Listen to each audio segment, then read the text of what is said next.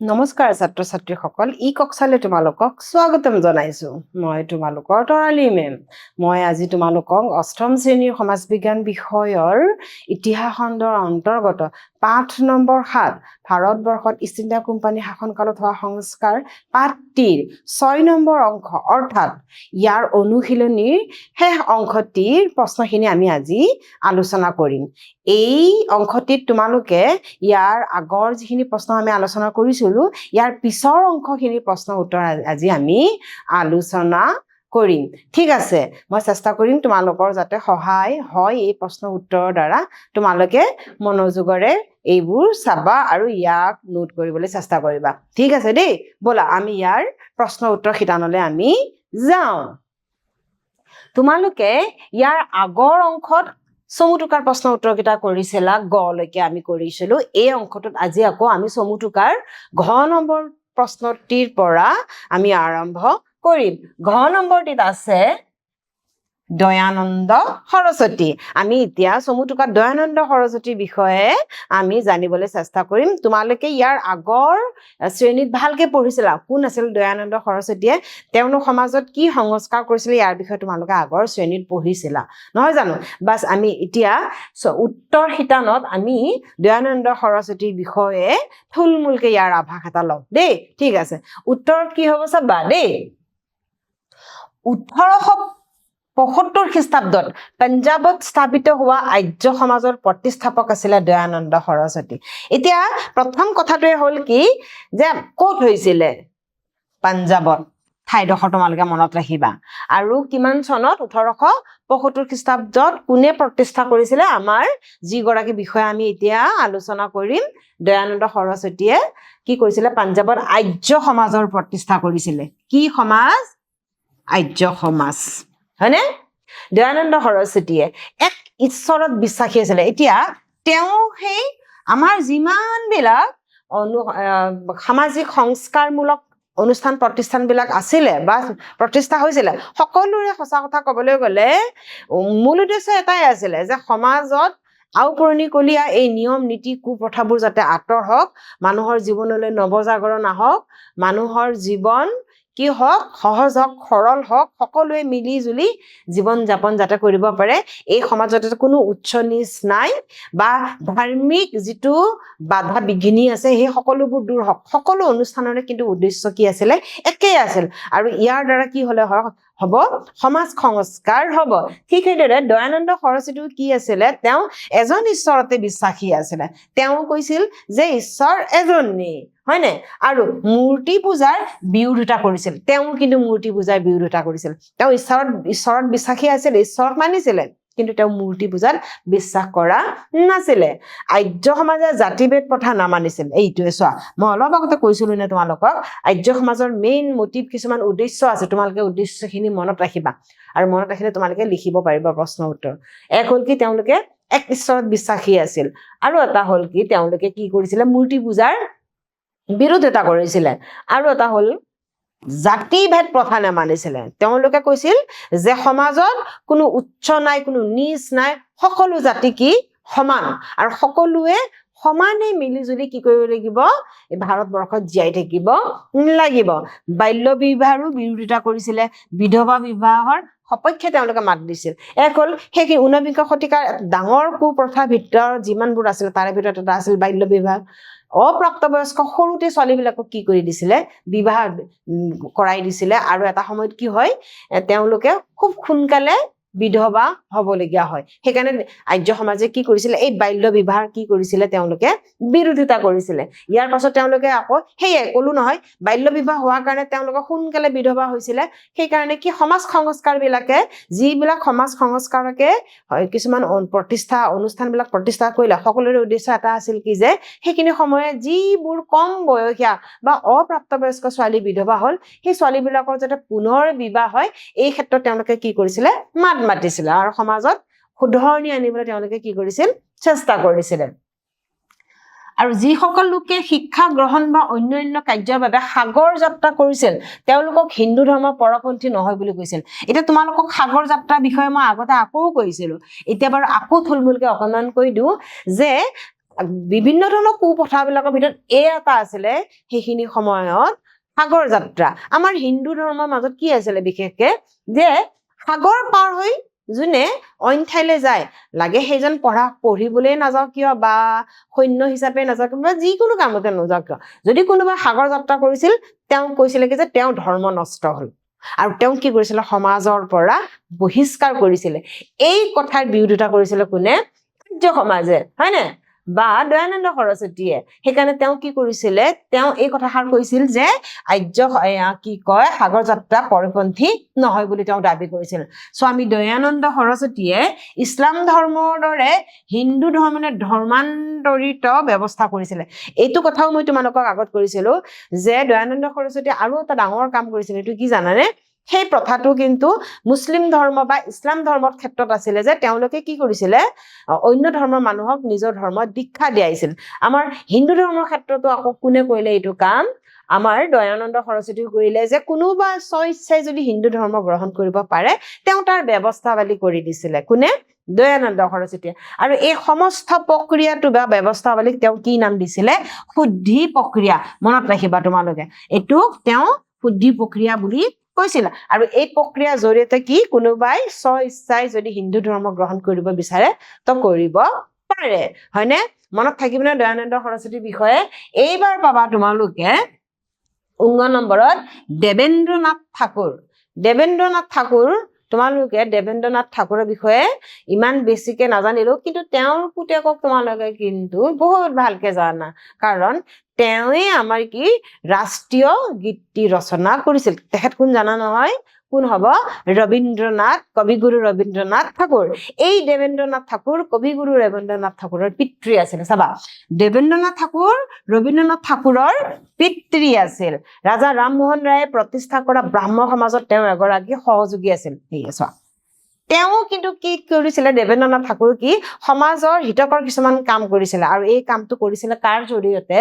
ব্ৰাহ্ম সমাজৰ জৰিয়তে যিটো ব্ৰাহ্ম সমাজ ৰাজা ৰামমোহন ৰায়ে প্ৰতিষ্ঠা কৰি থৈ গৈছিল বা প্ৰতিষ্ঠা কৰিছিলে এই ব্ৰাহ্ম সমাজৰ জৰিয়তে দেবেন্দ্ৰনাথ ঠাকুৰে কি কৰিছিলে তেওঁ সমাজ সংস্কাৰমূলক কাম কৰিছিল আৰু সমাজত তেওঁ পৰিৱৰ্তন আনিছিল বা সমাজৰ পৰা এই কুপ্ৰথা সংস্কাৰবিলাক আঁতৰাবলৈ চেষ্টা কৰিছিল আৰু সমাজৰ উন্নতি তেওঁ চেষ্টা কৰিছিলে কোনে দেবেন্দ্ৰনাথ ঠাকুৰে তেওঁ সতীদাহ প্ৰথা কন্যা শিশু হত্যা সমাজৰ কুসংস্কাৰবোৰৰ তেওঁ কি কৰিছিলে বিৰোধিতা কৰিছিলে এই চোৱা তোমালোকে জানাই যে প্ৰত্যেকটো অনুষ্ঠানৰে একেই উদ্দেশ্য আছিল আৰু ইয়াৰ জৰিয়তে সকলো ব্যক্তিয়ে মিলিজুলি কাম কৰিছিলে তাৰে এজন আছিলে কোন আমাৰ দেবেন্দ্ৰনাথ ঠাকুৰ আৰু তেওঁ কি কৰিছিলে বাল্য বিবাহ শিশু হত্যা বন্ধ কৰা বা আমাৰ সমাজত যিবোৰ প্ৰচলিত কুসংস্কাৰ আছিলে সেইবোৰ তেওঁ কি কৰিছিলে বিৰোধিতা কৰিছিল আৰু সমাজত ইয়াক প্ৰচাৰ কৰিছিল এতিয়া আমি 5 নম্বৰ প্ৰশ্নৰ উত্তৰলৈ যাওঁ দেই 5 নম্বৰ প্ৰশ্নটোত আকৌ কি আছে জানানে তোমালোকৰ 50টা শব্দৰ ভিতৰত উত্তৰবিলাক দিব লাগিব তাৰমানে অকনমান দীঘল হ'ব এইকেইটা প্ৰশ্ন হা 50টা শব্দ হ'ব লাগিব ইয়াৰে প্ৰথম প্ৰশ্নটো আছে চিৰস্থায়ী বন্দোবস্ত কোনে প্ৰৱৰ্তন কৰিছিল আৰু ইয়াৰ চৰ্তবোৰ কি চৰ্তবোৰৰ কথা সুধিছে হয়নে ইয়াৰ চৰ্তবোৰ কি তোমালোকে চিৰস্থায়ী বন্দোবস্তৰ বিষয়ে আগৰ ক্লাছত ভালকে পঢ়িছা আৰু মই জানো তোমালোকৰ মনত আছে আৰু তোমালোকে খুব সহজতে ইয়াৰ প্ৰশ্ন উত্তৰবোৰ দিব পাৰিবা ঠিক আছে ইয়াৰ এতিয়া উত্তৰখিনি মই এতিয়া দিবলৈ চেষ্টা কৰিম তোমালোকে আকৌ কি কৰিবা এই প্ৰশ্ন উত্তৰখিনি সোঁৱৰিবলৈ চেষ্টা কৰিবা ইয়াক মনত ৰাখিবা হ'বনে ঠিক আছে বাৰু দেই ঠিক আছে চোৱা কিনো চিৰস্থায়ী বন্দোবস্ত লৰ্ড কৰ্ণৱালিছে প্ৰৱৰ্তন কৰিছিল তোমালোকে জানা লৰ্ড কৰ্ণৱালিছে প্ৰৱৰ্তন কৰিছিল চিৰস্থায়ী বন্দোবস্তৰ আৰু তেওঁ ইয়াৰ যোগেদি কি কৰিছিল জানানে কোম্পানীৰ ৰাজহ বিভাগটো টনকিয়াল কৰিব বিচাৰিছিল তেওঁৰ এটাই উদ্দেশ্য আছিল বা ইষ্ট ইণ্ডিয়া কোম্পানীৰ এটাই উদ্দেশ্য আছিল যে যেনেকেই নহওক তেওঁলোকৰ ৰাজহ ভঁৰাল কি কৰিব লাগে মানে মেট মৰা বা টনকিয়াল কৰিব লাগে আৰু সেই উদ্দেশ্যে lord Cornwallis governor general lord কৰ্ণৱালিছে তেওঁ চিৰস্থায়ী বন্দোবস্ত প্ৰৱৰ্তন কৰিছিলে আৰু চেষ্টা কৰিছিল যাতে কোম্পানীৰ ৰাজহ ভঁৰাল ভৰে আৰু কি হয় টনকিয়াল হয় ইয়াৰ চৰ্তবোৰ হ'ল তেওঁ আচ্ছা এই যে চিৰস্থায়ী বন্দোবস্ত প্ৰস্তুত কৰিলে ইয়াৰ চৰ্তবোৰ কোৱাৰ আগতে আগে অকমান কৈ দিওঁ তেওঁ চিৰস্থায়ী বন্দোবস্ত কাৰ লগত কৰিছিলে হা জমিদাৰ সকলৰ লগত কৰিছিল আৰু জমিদাৰী সকলক মাটিবোৰ সৰু সৰু গোটত ভাগ কৰি জমিদাৰী সকলক দিছিল যাতে তেওঁলোকে স্থায়ীভাৱে তাতে কি কৰিব পাৰে তেওঁলোকৰ খেতি কৰিব পাৰে আৰু বাৰ্ষিক ইয়াৰ বলত কি দিব লাগিব তেওঁলোকে বাৰ্ষিক তেওঁলোকৰ যিটো ৰাজহ আছে বা কৰ আছে সেইখিনি কিন্তু কাক দিব লাগিব কোম্পানী চৰকাৰক দিব লাগিব ইয়াৰ চৰ্তবোৰ আছিল যে কৃষিভূমিসমূহ ভাগ ভাগ কৰি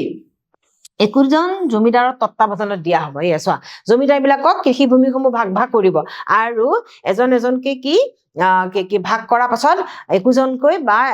জমিদাৰী সকলক দিব আৰু তেওঁলোকে এটা কি কৰিব লাগিব তেওঁলোকে কৃষি কৰিব লাগিব আৰু এটা নিৰ্ধাৰিত ৰাজহ ইষ্ট ইণ্ডিয়া কোম্পানীক তেওঁলোকে বাৰ্ষিক খাজানা হিচাপে দিব লাগিব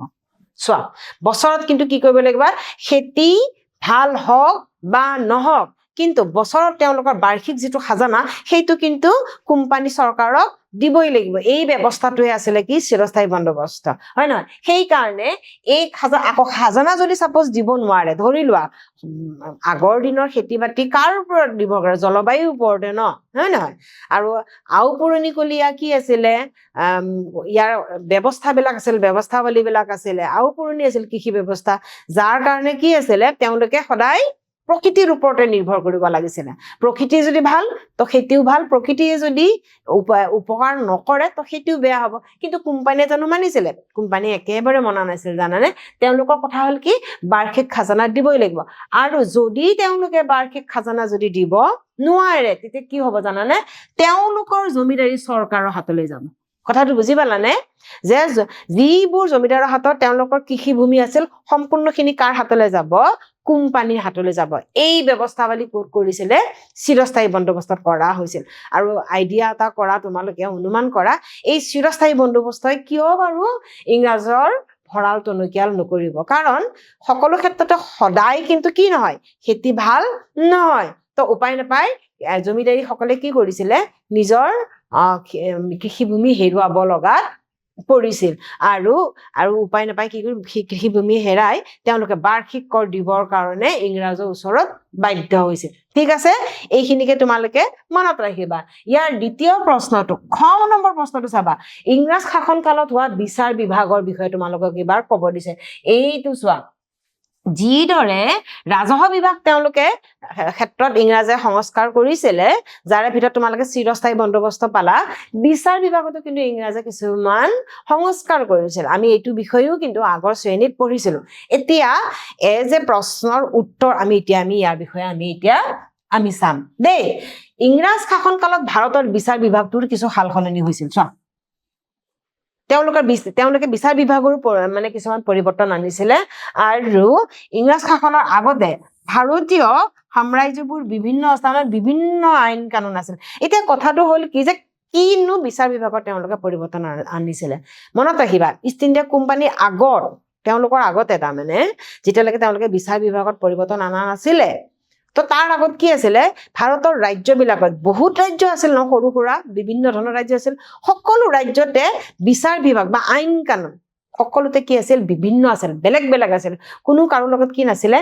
মিল নাছিলে তো ইংৰাজৰ এইটো কাৰণে কি হৈছিলে শাসন কাৰ্য তেওঁলোকৰ কি হৈছিল অসুবিধা হৈছিলে তো তেওঁলোকৰ সুবিধা অনুযায়ী তেওঁলোকৰ উপকাৰৰ ওপৰত ভিত্তি কৰিয়ে কি কৰিলে তেওঁলোকে বিচাৰ বিভাগটো সলনি কৰিলে কি কৰিলে জানানে তেওঁলোকে একে শাসন ব্যৱস্থা সকলোতে ব্যৱস্থা কৰিলে চাবা ইয়াৰ ফলনি ইষ্ট ইণ্ডিয়া কোম্পানীয়ে সমগ্ৰ ভাৰততে এক ধৰণৰ আইন ব্যৱস্থা কৰিলে চোৱা যিটো ভিন আইন ব্যৱস্থা আছিল তাক পৰিৱৰ্তন কৰি এক ধৰণৰ আইন প্ৰৱৰ্তন কৰিলে এতিয়া তাৰমানে কি সকলো ৰাজ্যতে একেই বিচাৰ ব্যৱস্থা হ'ব এইটো কাম কোনে কৰিলে ইংৰাজে কৰিলে লৰ্ড কৰ্ণৱালিছৰ বিচাৰ সুবিধাৰ বাবে তেওঁ দেৱানী আৰু সদৰ নিজামত আদালতত ফৌজদাৰী গোচৰ আদালতত কিছু সাল সলনি কৰিছিল চোৱা তেওঁ এবাৰ আদালত বিচাৰ বিভাগ ক'ত হয় আইন আদালত কানুনতহে হয় নহয় জানো তাতে যিটো আমাৰ দেৱানী বা সদৰ দেৱানী নিজামত আদালত আছে তাতো তেওঁ কি কৰিছিলে কিছুমান পৰিৱৰ্তন আনিছিল মানে সাল সলনি কিছুমান তেওঁ কৰিছিলে লৰ্ড হেষ্টিংছে ভাৰতীয় লোকক আদালতত নিয়োগ কৰিছিল এতিয়া তোমালোকক হেষ্টিংছৰ কথা কোৱাৰ আগতে মই অকমান কৰ্ণৱালিছৰ কথাটো সোঁৱৰাই দিওঁ তোমালোকে আগতে পঢ়িছা বাৰু সেইটো মই তোমালোকক কৈছো কৰ্ণৱালিছে ইমানখিনি বিচাৰ বিভাগত পৰিৱৰ্তন আনিছিলে হয়, সংস্কাৰ আনিছিলে হয়, কিন্তু তেওঁ কি কৰিছিলে ভাৰতীয় মানুহক বিশ্বাস কৰা নাছিল আৰু ভাৰতীয় মানুহক তেওঁ কি কৰা নাছিলে নিযুক্তিও আনকি তেওঁ দিয়া নাছিল। কিন্তু তেওঁৰ পৰৱৰ্তীত তেওঁ উত্তৰাধিকাৰী যিবোৰ মানে গভৰ্ণৰ ভাৰতত আছিলে যেনে হেষ্টিংছ আকৌ কৰ্ণৱালিছৰ একেবাৰে ওলোটা আছিল। তেওঁ কি কৰিছিলে আদালতত ভাৰতীয় লোকক তেওঁ কি কৰিছিলে নিয়োগ কৰিছিলে, তাৰমানে নিযুক্তি দিছিলে। তেওঁ ভাৰতীয় লোকৰ ওপৰত বিশ্বাস আছিল। তেওঁ ভাবিছিলে যে ভাৰতত যদি স্থায়ী শাসন কৰিবলৈ আছে তো ভাৰতীয় লোকক ইয়াতে কি কৰিব লাগিব সুবিধা আমি দিবই লাগিব, তেতিয়াহে আমি ভাৰতত কি কৰিব পাৰিম স্থায়ী শাসন কৰিব পাৰিম বা কোম্পানীয়ে বা ইষ্ট ইণ্ডিয়া কোম্পানীয়ে সম্পূৰ্ণৰূপে ভাৰতখন কি কৰিব পাৰিব দখল কৰিব পাৰিব। আৰু ভাৰতীয় মুঞ্চিফসকলৰ ক্ষমতাও তেওঁ বৃদ্ধি কৰিছিলে। চোৱা অকল যে ভাৰতীয় লোকক আদালতত যে তেওঁ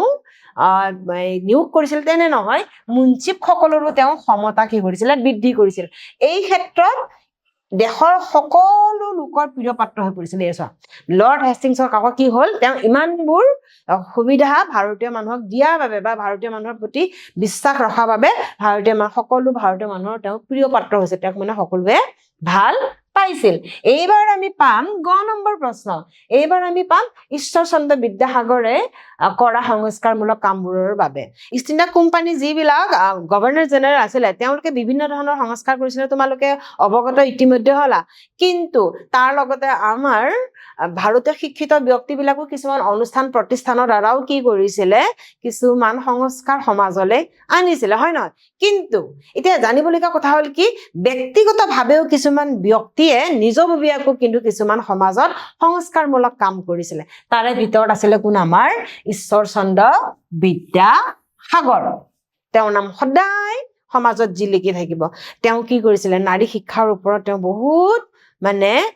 গভীৰ তেওঁ তাৰমানে বিশ্বাস আছিল আৰু তাৰ বাবে তেওঁ গভীৰ চিন্তা চৰ্চা কৰিছিলে আৰু তাৰ কাৰণে তেওঁ বিভিন্ন ধৰণৰ সংস্কাৰমূলক কামো কৰিছিলে। ঠিক আছে, চাওঁ আহা তেওঁনো কি কৰিছিল। ঈশ্বৰচন্দ্ৰ বিদ্যাসাগৰ ভাৰতৰ এগৰাকী সমাজ সংস্কাৰক আছিলে। তেওঁ সমাজক শুধৰণি কৰিবলৈ তেওঁ বিভিন্ন ধৰণৰ কাম কৰিছিলে। এই সংস্কাৰমূলক কামবোৰ উল্লেখ কৰা হ'ল কি কি চাবা। ঈশ্বৰচন্দ্ৰ বিদ্যাসাগৰে স্ত্ৰী শিক্ষাৰ প্ৰসাৰৰ বাবে তেওঁ সমাজখনক জগাই তুলিবলৈ চেষ্টা কৰিছিল। তেওঁ চবচে দৰকাৰী কাম যিটো কামৰ কাৰণে আমি যে নাৰী শক্তি আমি তেওঁক সদায় মনত ৰাখিম আৰু তেওঁ সদায় আমাৰ কাৰণে চিৰনমনীয় হৈ কিনে থাকিব। তেওঁ সদায় স্ত্ৰী শিক্ষাৰ প্ৰসাৰৰ বাবে তেওঁ মাত মাতি আহিছিল। তেওঁ কৈছিলে এগৰাকী নাৰী যদি শিক্ষিত নহয় তো পিছলে এটা পৰিয়াল কেতিয়াও শিক্ষিত হ'ব নোৱাৰে, আৰু এটা পৰিয়াল যদি শিক্ষিত নহয় এখন সমাজ কেতিয়াও শিক্ষিত হ'ব নোৱাৰে। সমাজখন শিক্ষিত হ'বলৈ হ'লে নাৰী শিক্ষা অতি প্ৰয়োজন বুলি তেওঁ এইটো উপলব্ধি কৰিছিল। সেইকাৰণে তেওঁ কি কৰিছিলে সকলোৰে ঘৰে ঘৰে গৈ নাৰী শিক্ষাৰ বাবে তেওঁ প্ৰবলভাৱে মাত মাতিছিলে, হয় নে? ইয়াৰ ফলত তেওঁ 19শ শতিকাৰ মাজভাগত বহুতো মহিলাই ঘৰতেই শিক্ষাদান কৰিলে। চোৱা তেওঁ যেতিয়া ঘৰে ঘৰে গৈ মহিলা শিক্ষাৰ কাৰণে মাত মাতিলে তো তেতিয়া বহুতে বুজিও পালে নহয় জানো, সঁহাৰি দিয়া মানুহটোতো বহুত আছে, হয় নে? আৰু ঘৰতে কি হ'ল শিক্ষা স্ত্ৰীসকলে বা মহিলাসকলে বা নাৰীসকলে ঘৰতে শিক্ষাদান কৰাৰ লাভ কৰিলে আৰু ইয়াৰ ব্যৱস্থাও কিন্তু হ'ল সেইখিনি সময়ত। ঈশ্বৰচন্দ্ৰ বিদ্যাসাগৰে বিধৱা বিবাহৰ ওপৰতো গুৰুত্ব দিছিল। তেওঁ সংস্কাৰ সমূহৰ ভিতৰত যেনে নাৰী শিক্ষা এটা পালা ন, আৰু এটা বহুত ইম্পৰ্টেণ্ট আৰু বহুত প্ৰয়োজনীয় সংস্কাৰ তেওঁ কৰিছিলে যাৰ বাবে নাৰী সদায় তেওঁৰ কৃতজ্ঞ হৈ থাকিব। সেইটো হৈছে কি বিধৱা বিবাহ তেওঁ প্ৰচলনৰ ওপৰত বেছি গুৰুত্ব দিছিল। কিয় দিছিল জানানে? তেওঁ দেখিছে তেওঁ যেতিয়া